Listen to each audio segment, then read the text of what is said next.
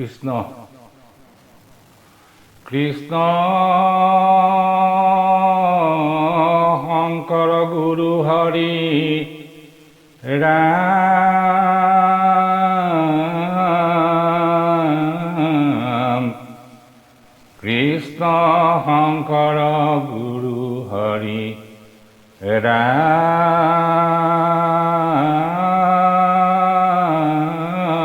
ৰাম ৰাম ৰাম সকল নিগম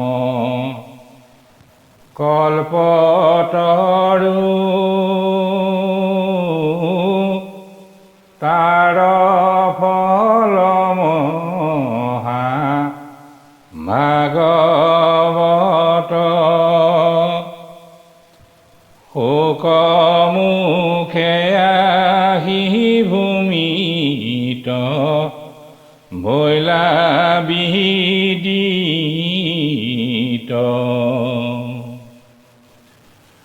ৰখত চতুৰ যিটো জন কৃষ্ণৰ চৰণে দিয়া মন পৰম সন্তোষে পিয়ুক ফলয় অমৃত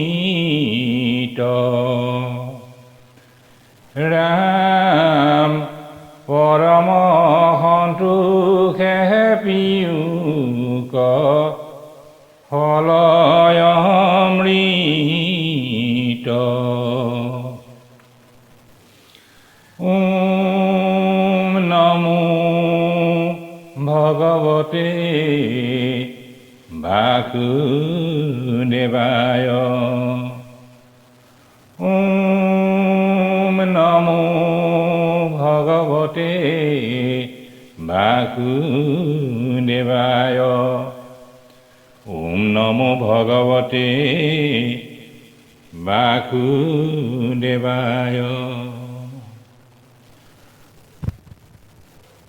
পৰম শ্ৰদ্ধাৰ বাপ বান্ধৱ আই সমস্ত আপোনাক সকলোলৈকে এই অধমে সেৱা নিবেদিছোঁ। আজি আমি এই ধাৰাবাহিকভাৱে আগবঢ়াই অহা ভাগৱত পথৰ অষ্টম খণ্ডটিলৈ আপোনাসৱৰ সন্মুখত উপস্থিত হৈছোঁ। যোৱা খণ্ডটিত দেৱৰ্ষি নাৰদে মহৰ্ষি ব্যাসদেৱৰ চিত্ত কিয় অশান্ত তাৰ অভিপ্ৰায় ব্যক্ত কৰি কৈছিল যে হে ব্যাস, তুমি যিমান শাস্ত্ৰ ৰচনা কৰিলা তাত কেৱল বলিৰ কথা, হত্যা হিংসা আদি মাধ্যমেৰে দেৱ পূজা কৰাৰ কথাহে প্ৰকাশ কৰিলা। কৃষ্ণ কীৰ্তনক প্ৰাধান্য দি তুমি কোনো শাস্ত্ৰই ৰচনা কৰা নাই।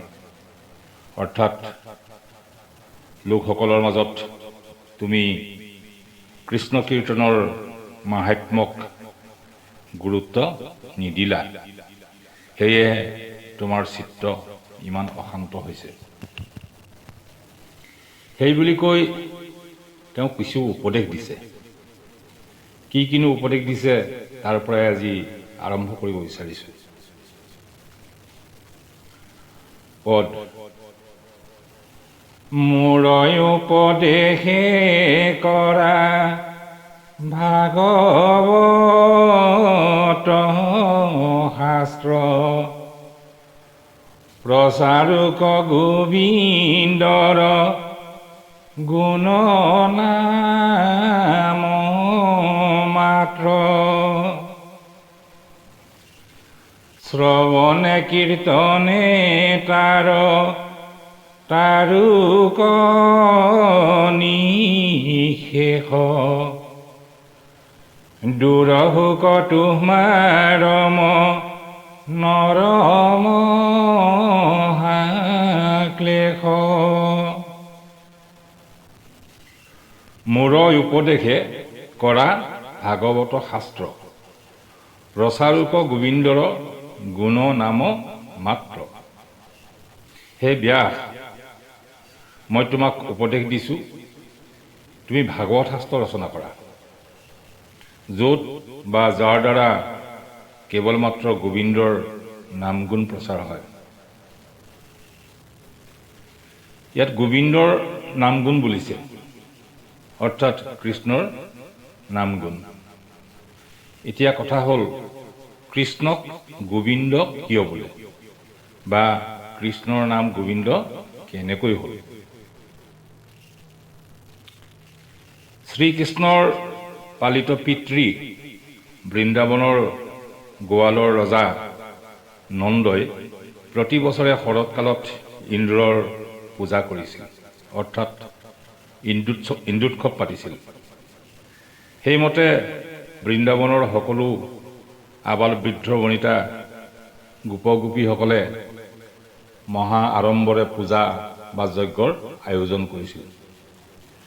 সকলোৱে তেনেদৰে পূজা সামগ্ৰী যোগাৰ কৰি থকা অৱস্থাতে কৃষ্ণ আৰু বলোৰাম গৈ তাত উপস্থিত হ'ল আৰু পিতৃ নন্দক প্ৰশ্ন কৰিছিল, হে পিতা, সকলোৱে ব্যস্ত হৈ বহুত কিবা কিবি আয়োজন কৰা দেখি ভাবিছোঁ, ইয়াত কোনোবা মহান দেৱতাক যজ্ঞৰ দ্বাৰা পূজা কৰা হ'ব। কোননো সেই দেৱতা, কোৱাচোন? আমাৰ বৃন্দাবনত দেখোন সকলোৱে কোনো দুখ দুৰ্গতি নোহোৱাকৈ ভালে কুশলেই আছোঁ। তেনেস্থলত তুমিনো কি কাম কৰি বা কি কামনা কৰি এই যজ্ঞৰ আয়োজন কৰিছা? মইতো পূজাৰ বাবে বা পূজা কৰাৰ কোনো কাৰণেই দেখা নাই। হে পিতা, তোমাৰ মনত কোনো অহংকাৰ ভাৱ নাই, তুমি কোনো দুখত ভোগা নাই। গোৱালসকলে যি কৰ্ম কৰি আছে তুমিও সেই কৰ্ম কৰি আছা। তেনেস্থলত তুমি কিহৰ দুখত যজ্ঞ কৰিব বিচাৰিছা বুজি পোৱা নাই। হে পিতা, আত্মজ্ঞানৰ সমান কোনো জ্ঞান নাই। ভেদ বুদ্ধিৰ জ্ঞানেই মানুহৰ মনত মোহৰ সৃষ্টি কৰে। মই জনাততো তুমি পৰম সাধুজন। এনে এজন সাধু হৈও কিবা এটা সিদ্ধান্ত লোৱাৰ সময়ত আমাক কিয় জনোৱা নাই? সাধুজনে সদায় সুহৃদৰ লগত আলোচনা বিলোচনা কৰিহে কৰ্ম কৰে। গতিকে গৃহীগণে কিবা কৰ্ম কৰিলে ভাৰ্যা পুত্ৰৰ পৰা গোপন কৰি ৰাখিব নালাগে। পৰিয়ালৰ সদস্যৰ লগত আলোচনা বিলোচনা নকৰাকৈ কৰা কামত কিবা নহয় কিবা দুখ থাকি যায়। গতিকে পিতা, তুমি কি কাৰণেনো এই পূজা আয়োজন কৰিছা আমাক জনোৱাচোন। কৃষ্ণৰ কথা শুনি ৰজা নন্দই ক'লে, গোপা, দেৱৰাজ ইন্দ্ৰ মেঘৰূপী ভগৱান, তেওঁহে পৃথিৱীত সঘনে বৰষুণ দিয়ে, অৰ্থাৎ সময়মতে বৰষুণ দিয়ে। পৃথিৱীত সেই বৰষুণৰ বাবে শস্যাদি জন্ম হয় আৰু সকলো প্ৰাণীকে জীৱন ধাৰণ কৰিব দিয়ে। আমি সকলো ব্ৰজবাসীয়ে তেওঁক পূজা কৰি অহাৰ বাবেহে তেওঁ সন্তুষ্ট হৈ নিয়মিতভাৱে বৰষুণ দি থাকে। নন্দৰজা আৰু ব্ৰজৰ সকলো বৃদ্ধ গোপগণেও কৃষ্ণক সেই কথাই কৈছিল। পিতৃ আৰু গোপগণৰ কথা শুনি কৃষ্ণই হাঁহি মাৰি বলোৰামক গোপনে কৈছিল, গোৱালৰ ৰজা তথা আমাৰ পিতৃয়ে এতিয়াও জ্ঞান লাভ কৰিব পৰা নাই। তেওঁ সংসাৰৰ সুখত মগ্ন হৈ আমালোক দুজনক এতিয়াও চিনা নাই। তেওঁ ভেদভাৱে আজিও দেৱতা পূজা কৰি আছে। আমি এই যে সৰ্বদেৱময় সেইটো বুজি নাপায় ইন্দ্ৰকেই শ্ৰেষ্ঠ জ্ঞান কৰি এই পূজাৰ আয়োজন কৰিছে। কৰ্মফল অনুসৰি আমি এই জীৱ সমস্তক আহাৰ যোগান ধৰি থকা কথা নন্দৰজাই এতিয়াও জনা নাই। সেয়ে মোৰ কিমান শক্তি নন্দক জনোৱা উচিত হ'ব। বলোৰামে হয়ভৰ দিলে। কৰ্মৰ দ্বাৰাই জীৱই লয় হয়, সুখ দুখ পাপ মুক্তি আদি ভোগ কৰি থাকে। দেৱগণ সিদ্ধগণ গন্ধৰ্ব কিন্নৰ সকলোৰে মায়াৰ অধীন হৈ কৰ্ম কৰি থাকে। মায়াৰ বশৱৰ্তী হৈ ব্ৰহ্মা মহেশ্বৰ ইন্দ্ৰ আদি সকলো কৰ্মৰ দাস হৈ কৰ্ম কৰি থাকে। কৰ্মৰ অধীন হৈ যিয়ে ফল আশা কৰি থাকে, সেইবোৰে কেনেকৈ আনক শক্তি প্ৰদান কৰিব পাৰিব ভাবি চোৱাচোন। হে পিতা, সৰ্বফল দাতাজনহে একমাত্ৰ কৰ্তা। তেওঁৰ বাহিৰে এই জগতত ত্ৰাণকৰ্তা কোনো নাই। সেইজনেই হৈছে পৰমেশ্বৰ। কৰ্মবাবেশে যদি ইন্দ্ৰ আদি দেৱগণেও নিজ নিজ কৰ্মৰ ফল ভোগ কৰিবই লাগে, তেতিয়াহ'লে আন আন প্ৰাণীয়ে ইন্দ্ৰক পূজা কৰাৰ কি ফল হ'ব? যদি কৰ্মৰ গতি সলনি কৰিব পৰা দেৱতা আছে বুলি ভাবিছা, তেতিয়া ইন্দ্ৰৰ বাহিৰে প্ৰভু বিষ্ণুক পূজা নকৰা কিয়? একমাত্ৰ বিষ্ণুৱেহে কৰ্মফলৰ পৰা মানুহক মুক্তি দিব পাৰে। ইন্দ্ৰৰ পূজা নকৰিলে ইন্দ্ৰই আমাক একো অনিষ্ট সাধন কৰিব নোৱাৰে। গতিকে আমি যিহেতু গোৱাল জাতি, আমাৰ জীৱিকা যিহেতু গাখীৰ আৰু গাখীৰৰ পৰা উৎপন্ন হোৱা দ্ৰব্য, আৰু আমাৰ যিহেতু ঘাঁহ বন থকা ঠাইহে প্ৰয়োজন, সেয়ে এই বৃন্দাবনৰ ওচৰতে থকা গোবৰ্ধন পৰ্বতক পূজা কৰাহে বেছি ভাল হ'ব। ইন্দ্ৰক পূজা কৰাতকৈ গোবৰ্ধন পৰ্বতক পূজা কৰিলে সেই পৰ্বতেহে আমাক ৰক্ষা কৰিব। সেয়ে মই ভাবোঁ ইন্দ্ৰৰ পূজাৰ বাবে যোগাৰ কৰা দ্ৰব্যবোৰৰ দ্বাৰাই গোবৰ্ধন পৰ্বতক পূজা কৰা হওক। তেতিয়া নন্দৰজাই ক'লে, সকলোৱে কৃষ্ণই কোৱা ধৰণেই গোবৰ্ধন পৰ্বতক পূজা কৰিবলৈ বা পূজা কৰাটো বিচৰা যদি তাকেই কৰা হওক। সকলো ইন্দ্ৰ পূজাৰ বাবে যোগাৰ কৰা দ্ৰব্য গৰু গাড়ীত ভৰাই লৈ গোবৰ্ধন পৰ্বত পালেগৈ। আটাইয়ে গোবৰ্ধন পৰ্বত পোৱাৰ পিছত গোবৰ্ধন পৰ্বতক প্ৰদক্ষিণ কৰি লৈ পৰ্বতৰ কাষতে এডোখৰ উপযুক্ত ঠাইত পূজা আৰম্ভ কৰিলে। পূজা চলি থকা অৱস্থাতে কৃষ্ণই এটি ৰূপে গোপগোপীসকলৰ মাজত আৰু আন এটি ৰূপে গোবৰ্ধন পৰ্বত হৈ পূজাৰ দ্ৰব্যবোৰ ভক্ষণ কৰিছিল। সেই সময়ত গোবৰ্ধন পৰ্বতৰ ৰূপ অতি বিশাল আৰু মনোহৰ হৈছিল। সেই ৰূপ দৰ্শন কৰি সকলো গোপগোপী ব্ৰাহ্মণগণ কৃষ্ণ বলোৰাম সকলোৱে ভক্তিভাৱে প্ৰণাম জনাইছিল। গোবৰ্ধন পৰ্বতে মূৰ্তিমন্ত হৈ কৈছিল, মই তোমালোকৰ ভক্তিত সন্তুষ্ট হৈছোঁ। তোমালোক সকলোৰে কল্যাণৰ বাবে মই গোবৰ্ধন পৰ্বতৰূপে ইয়াত বাস কৰি আছো বুলি জানি ল'বা। তোমালোকে প্ৰদান কৰা দ্ৰব্য মই ভোজন কৰি তৃপ্তি লাভ কৰিছোঁ। এতিয়া তোমালোকে ভোজন কৰিব পাৰা।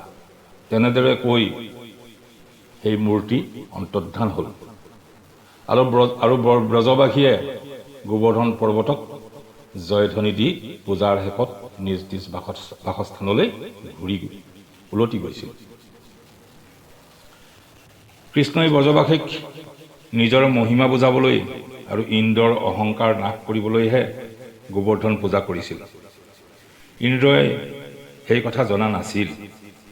ইন্দ্ৰই ভাবিছিল ব্ৰজবাসীয়ে প্ৰতি বছৰে মোৰ পূজা কৰে, এইবাৰ মোৰ পূজা নকৰি গোবৰ্ধন পৰ্বতকে পূজা কৰিলে। গোবৰ্ধন পূজা দেখি ইন্দ্ৰ ক্ৰোধিত হৈছিল। প্ৰলয় কালত যিবোৰ মেঘে বৰষুণ দি পৃথিৱী জলমগ্ন কৰে, সেই মেঘক মাতি আনি ক'লে, মই ত্ৰিলোকৰ অধিপতি দেৱৰাজ ইন্দ্ৰ, মোক ঈশ্বৰ জ্ঞান কৰি ব্ৰজবাসীয়ে পূজা কৰে, এইবাৰ কিন্তু গোবৰ্ধনকে পূজা কৰিলে। নন্দৰ পুত্ৰ কৃষ্ণৰ কথামতেই ব্ৰজবাসীয়ে মোক অপমান কৰিলে। মই দেৱৰাজ আৰু নন্দপুত্ৰ কৃষ্ণ সামান্য গোৱাল। কৃষ্ণৰ কথামতেই মোৰ পূজা নহ'ল। মোক পূজা নকৰি মোকেই অপমান কৰা নাই, সিহঁতে সমগ্ৰ দেৱতাকে অপমান কৰিলে। কৃষ্ণৰ কথাত ব্ৰজবাসীয়ে তেওঁলোক মহাজ্ঞানী বুলি ভাবি দেৱতাক অৱহেলা কৰিছে। সেয়ে তোমালোক যোৱা, বৰষুণৰ প্ৰভাৱত যেন ব্ৰজবাসী মৃত্যু হোৱাৰ লগতে আৰু তেওঁলোকৰ গৰুবোৰৰো যাতে মৃত্যু হয় তাৰ ব্যৱস্থা কৰাগৈ। ইন্দ্ৰৰ কথা শুনি মেঘবোৰে ঘোৰ মূৰ্তি ধৰি ভীষণ গৰ্জন কৰি ধাৰাসাৰ বৰষুণ দিছিল। ধুমুহা শিলাবৃষ্টি বৰষুণত ব্ৰজবাসী থিৰেৰে থাকিব নোৱাৰা হৈছিল। সমগ্ৰ বৃন্দাবন বানপানীত প্লাবিত হৈছিল। ঘৰবোৰ ভাগি ছিগি পৰিছিল। সকলোৱে আৰ্তনাদ কৰি চিঞৰিছিল, হে কৃষ্ণ, আমাক ৰক্ষা কৰা, তোমাৰ বাহিৰে আমাৰ ৰক্ষাকৰ্তা নাই। যিবোৰ গোপগোপীয়ে কৃষ্ণক দেৱতা গান কৰিছিল তেওঁলোকে কৈছিল, হে কৃষ্ণ, তুমিয়ে আমাৰ পৰমেশ্বৰ, তুমি আমাক বিপদৰ পৰা ৰক্ষা কৰি আহিছা, তুমিয়ে বিশ্বব্ৰহ্মাণ্ডৰ ঈশ্বৰ বুলি ভাবোঁ, তোমাক শৰণ লৈছোঁ, আমাক ৰক্ষা কৰা। গোপগোপীবোৰে কৃষ্ণক কাকতি কৰাৰ আগতেই কৃষ্ণই তেনে ঘটনা হ'ব বুলি জানিছিল। বৃদ্ধসকলে কৃষ্ণক কৈছিল, হে কৃষ্ণ, তুমি জন্ম লাভ কৰাৰে পৰা যিবোৰ আচৰিত কৰ্ম কৰিছা, সেইবোৰ কৰ্মৰ পৰা তোমাক ভগৱানৰ অংশ বুলি স্থিৰ কৰিছোঁ।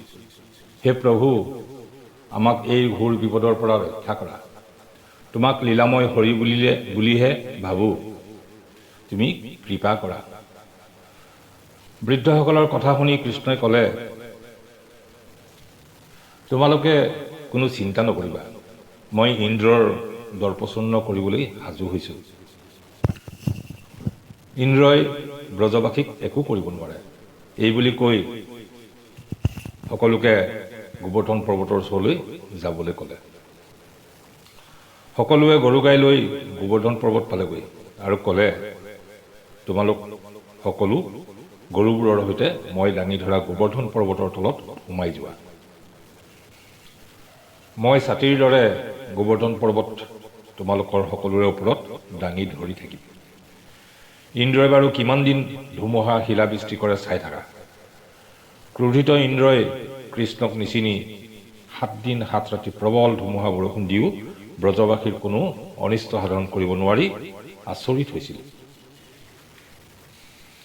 শিশু কৃষ্ণই বাওঁহাতৰ কনিষ্ঠ আঙুলিৰ আগভাগৰ ওপৰত বিশাল গোবৰ্ধন পৰ্বত ধাৰণ কৰি ব্ৰজবাসীক ৰক্ষা কৰাত ইন্দ্ৰৰ অহংকাৰ ভাৱ নিমিষতে পানী হৈ গৈছিল। তেওঁ বুজি পালে, গোপৰূপী কৃষ্ণ আন কোনো নহয়, তেওঁৱেই জগতৰ ঈশ্বৰ প্ৰভু নাৰায়ণ। ইন্দ্ৰই সকলো মেঘক মাতি পুনৰ বৰষুণ ধুমুহা আদি দিবলৈ বাধা দিলে। মেঘ আঁতৰি গ'ল, আকাশ ফৰকাল হ'ল। কৃষ্ণই গোবৰ্ধন ধাৰণ কৰা বাতৰি ত্ৰিভুৱন বিয়পি পৰিল। দেৱতা গন্ধৰ্ব কিন্নৰ সকলোৱে আকাশৰ পৰা পুষ্পবৃষ্টি কৰিলে। ইন্দ্ৰই ব্ৰজবাসীৰ কোনো অনিষ্ট সাধন কৰিব নোৱাৰি নিজৰ ভুল বুজি পাইছিল। তেওঁৰ অহংকাৰ চূৰ্ণ হৈছিল। ইন্দ্ৰ ঐৰাৱতত উঠি স্বৰ্গৰ পৰা বৃন্দাবনলৈ আহিছিল। ইন্দ্ৰই সেই সময়ত কৃষ্ণক সামান্য গোপবালকৰ ৰূপত দেখা পাইছিল।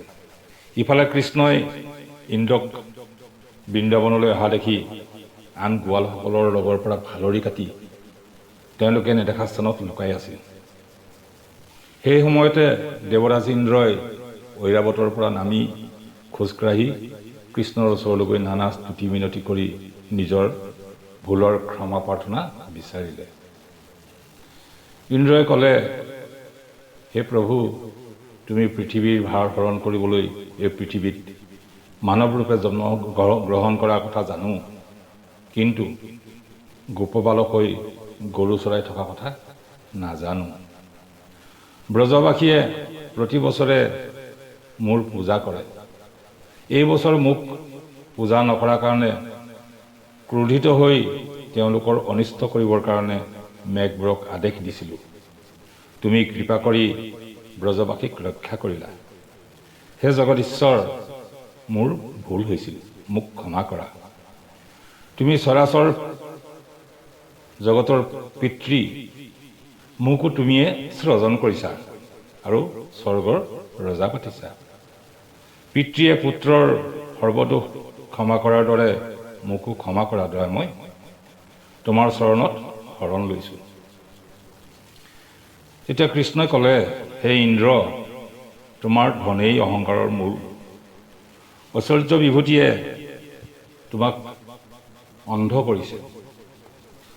মনত ৰাখিবা, যি ৰজাই প্ৰজাৰ অনিষ্ট সাধন কৰাৰ বাবে যত্ন কৰে, যি ৰজাই অহংকাৰত মত্ত হয়, সেই ৰজাৰ পতন হয়।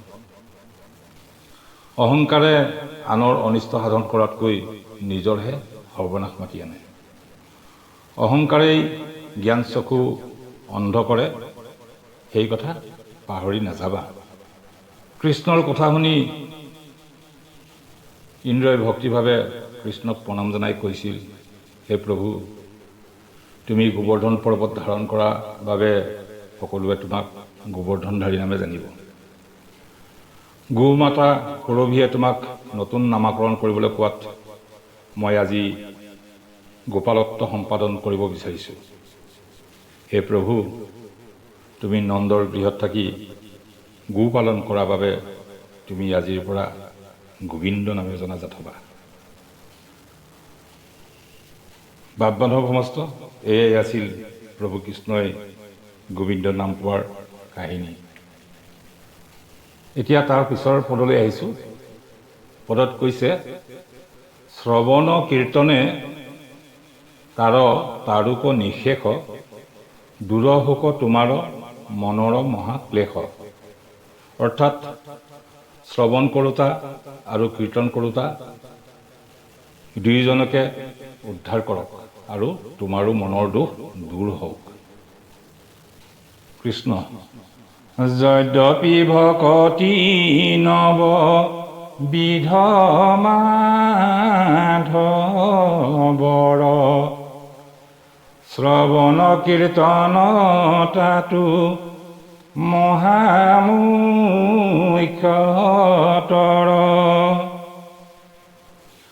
অৰ্চন বন্দন ধ্যান সমস্ততে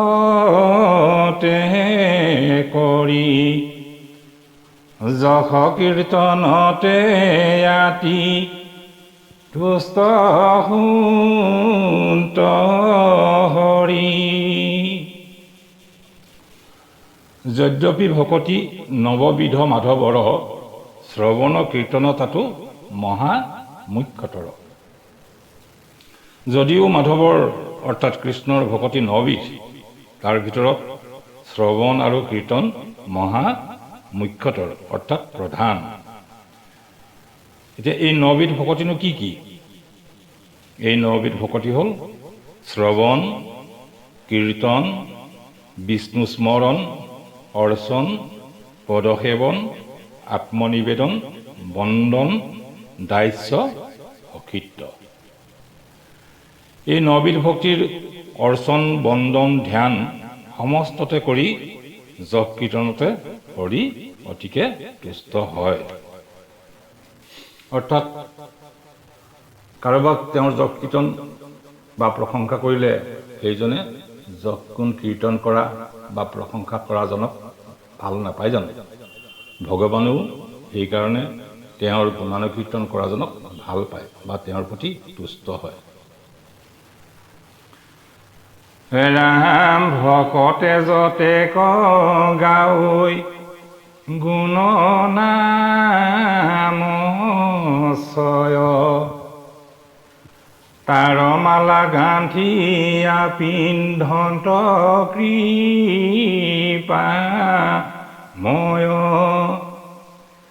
হেন জানি ব্যাস ঋষি তুমি সৰ্বজান, নিৰ্মীয়ুক শাস্ত্ৰ কৃষ্ণ কীৰ্তন প্ৰধান ভকতে যতেক গাৱৈ গুণ নাম চয় তাৰ মালা গান্থিয়া পিন্ধন্ত কৃপাময়। ভকতে যেতিয়া প্ৰভু কৃষ্ণৰ গুণ নামবিলাক গায় অৰ্থাৎ কীৰ্তন কৰে, সেই গুণ নামৰ প্ৰতিটো শব্দৰে বা বৰ্ণৰে কৃপাময় ভগৱন্তই মালা গাঁঠি পিন্ধে। হেন জানি ব্যাস ঋষি তুমি সৰ্বজান নিৰ্মীয়ুক শাস্ত্ৰ কৃষ্ণ কীৰ্তন প্ৰধান। সেইকাৰণে এই ব্যাস, তুমি যিহেতু সৰ্বজ্ঞানী, সকলোবিলাক জানাই, তুমি কৃষ্ণৰ কীৰ্তনক প্ৰাধান্য দি শাস্ত্ৰ ৰচনা কৰা। ৰাম যিটো শাস্ত্ৰে নাহি নাম কৃষ্ণৰ চৰিত্ৰ অয়ুশিষ্ট গৰ্তটো কৰি হিহিয় পবিত্ৰ কাকতুল্য কামী মনুষ্যৰতাতৰতি ভকতৰ নাহি তাত অভিলাষমতি।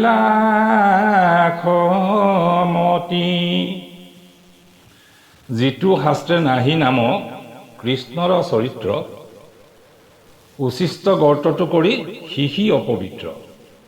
অৰ্থাৎ যিবিলাক শাস্ত্ৰত কৃষ্ণৰ চৰিত্ৰৰ বৰ্ণনা নাই, সেইবিলাক শাস্ত্ৰ চোৱা পতনিৰ চোৱা পেলোৱা গাততকৈও অপবিত্ৰ।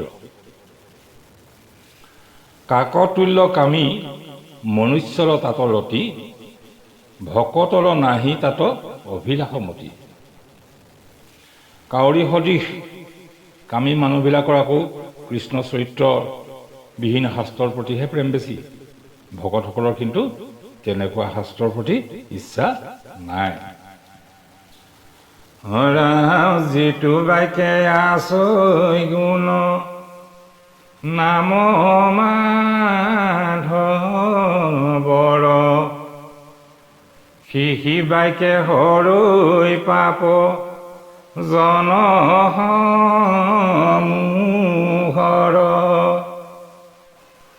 ভকতি বিহীন জ্ঞান কৰ্ম হবে ব্যৰ্থ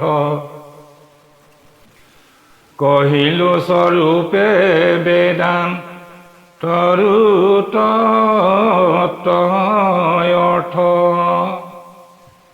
যিটো বাক্যে আছৈ গুণ নাম মাধৱৰ সিহি বাক্যে হৰৈ পাপ জনসমূহৰ।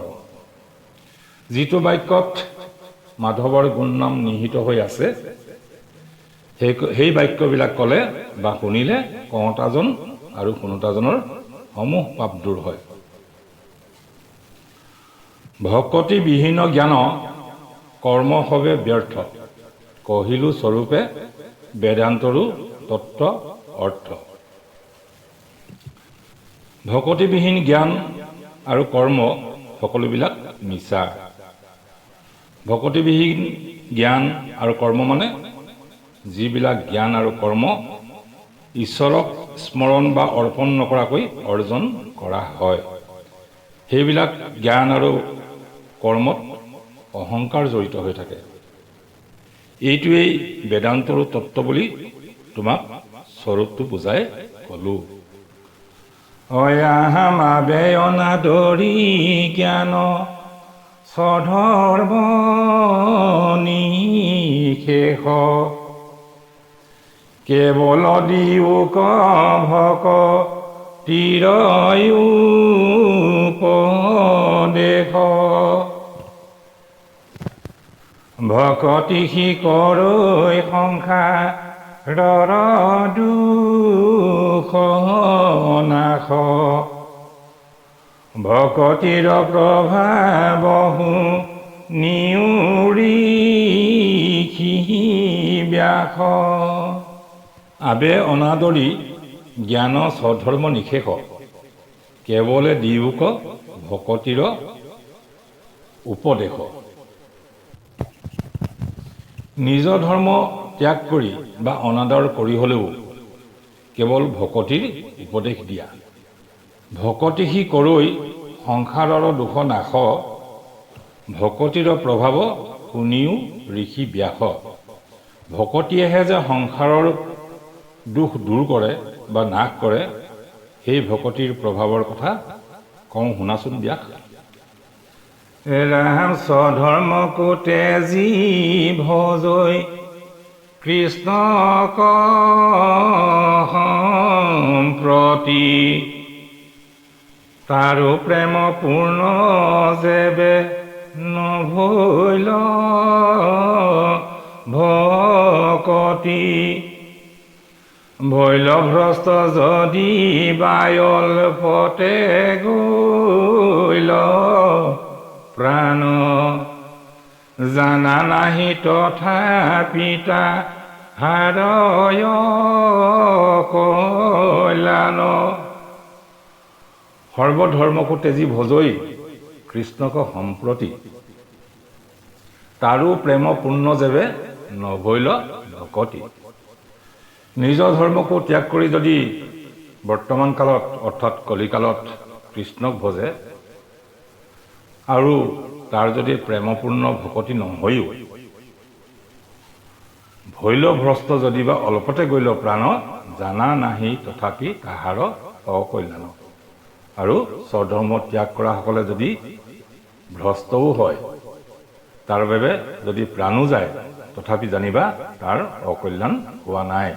অৰ্থাৎ কলিত যিহেতু কৃষ্ণ নামেই সাৰ, কৃষ্ণ নামেই সংসাৰৰ দুখ হৰণ কৰে, সেয়েহে নিজ ধৰ্ম ত্যাগ কৰি কৃষ্ণ নাম ল'লে যদিও সেইজনে নিজ ধৰ্ম ত্যাগ কৰাৰ কাৰণে ভ্ৰষ্ট হয় বা মৃত্যুও হয়, জানিবা এই মৃত্যু বা ভ্ৰষ্ট হোৱাটো অকল্যাণ নহয়, অৰ্থাৎ কল্যাণেই হ'ব। কাৰণ তেওঁ কৃষ্ণ নাম লৈছে। ৰাম ঊৰ্ধ্ববাহু কৰি কৰো হেৰায় অংগীকাৰ অধম জাতিটো যদি জন্ম ভৈল তাৰ অজ্ঞানীটো কৰ্মীটো কৰি তথাপি অধিক দেৱৰো বন্দনী যিটো ভকতি ৰক্ষিক।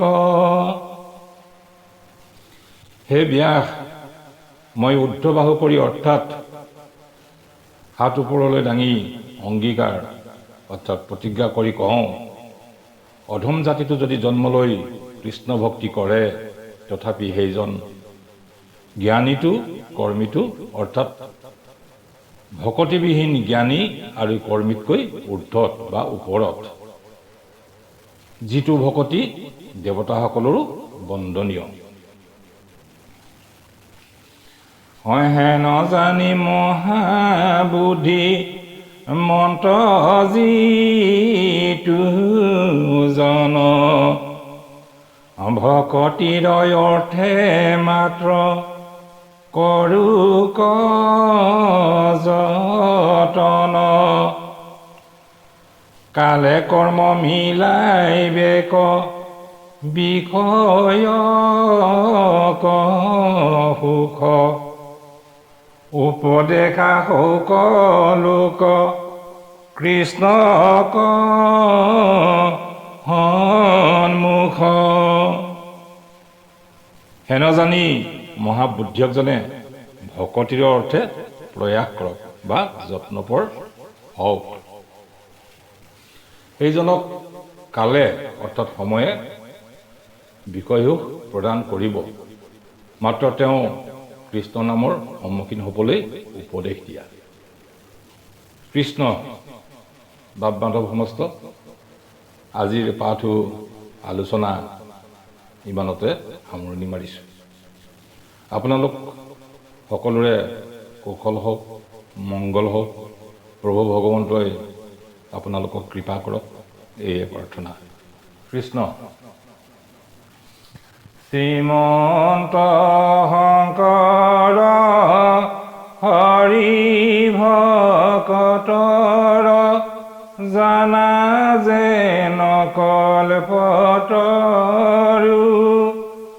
তাহান্ত বিনাই নাই নাই নাই আমাৰ পৰম গুৰু ৰাম তাহান্ত বিনাই নাই নাই নাই হয় আমাৰ পৰম গুৰু। কৃষ্ণ। ঔ হৰি ঔ ৰাম কৃষ্ণ।